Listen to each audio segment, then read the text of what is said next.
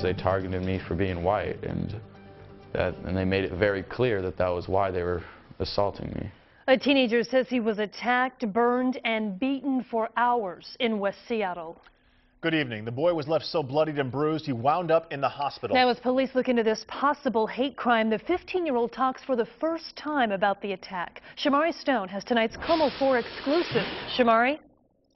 Well, that's right. The teen is breaking his silence. This is a downright sickening story. He says a black man and an Asian man, possible Pacific Islander, asked him for a cigarette lighter. He says, okay, walks on over. All of a sudden, he says they grab him, punch him several times, slam him on the sidewalk right here, and then dragged him right over through this area, knocking him on the ground, mushing his face in the ground, then taking cigarettes and burning his neck just like this. He says they did this because he's white.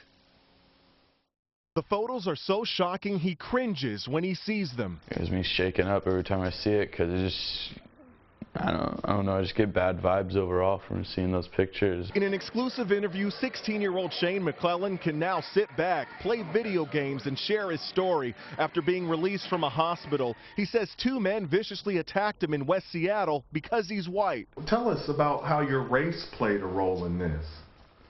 I don't know.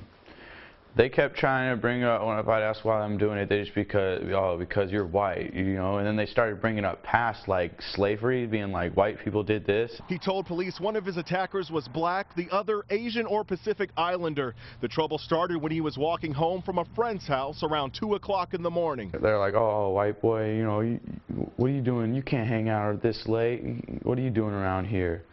You know, you can't, you're like, what do you, white boy has no belonging being out here at 2 a.m. And torturing him for hours in the bushes, stripping off his belt, whipping his back, taking turns, burning his neck with cigarettes, and pointing a gun at his head in retaliation for black slavery. This is for what your people did to our people while they were like whipping me with my belt, my studded belt. Shane lost consciousness and his attackers were gone when he woke up. A good Samaritan helped him. Police are investigating. In the meantime, Shane hopes officers catch and charge the suspects with a hate crime. Because they targeted me for being white, and they made it very clear that that was why they were assaulting me.